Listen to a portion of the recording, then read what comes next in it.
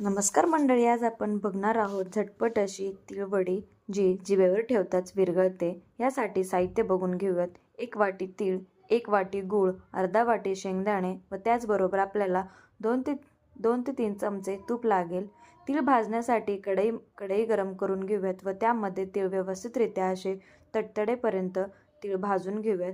त्याचबरोबर आपण घेतलेले शेंगदाणे जाडसर असे भरडून घेऊयात व तीळ देखील थंड झाल्यावर असे जाडसर असे भरडून घेऊयात। त्याचबरोबर पाक करण्यासाठी आपण 2 चमचे तूप गरम करू व त्यामध्ये घेतलेला गूळ व 2 चमचे पाणी घालून असा गूळ वितळेपर्यंत व्यवस्थितरित्या हलवून घेऊयात। व्यवस्थित गूळ वितळल्यानंतर त्यामध्ये आपण भरडलेले दोन्ही मिश्रण घालून व्यवस्थितरित्या परतून घेऊयात। परतते तोपर्यंत आपण इथं एका ताटाला व्यवस्थितरित्या तूप लावून घेतलं आहे, जेणेकरून आपली वडी व्यवस्थित थापता येईल व काढताना व्यवस्थित निघेल। आपली वडीचे मिश्रण ताटावर काढून घेऊन व्यवस्थितरित्या आपली वडी थापून घेऊयात।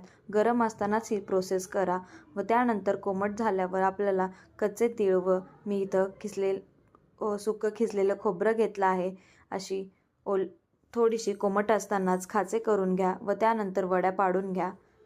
थंड झाल्यानंतर अशा प्रकारे आपल्या वड्या तयार होतात। बघू शकता, अतिशय अचूक प्रमाणात पण अतिशय सुंदर अशी आपली तीळवडी तयार झाली, जी जिभेवर ठेवताच विरघळते। हा व्हिडिओ आवडल्यास नक्की लाईक करा, शेअर करा आणि चॅनलला सबस्क्राईब केलं नसेल तर सबस्क्राईब करा। धन्यवाद।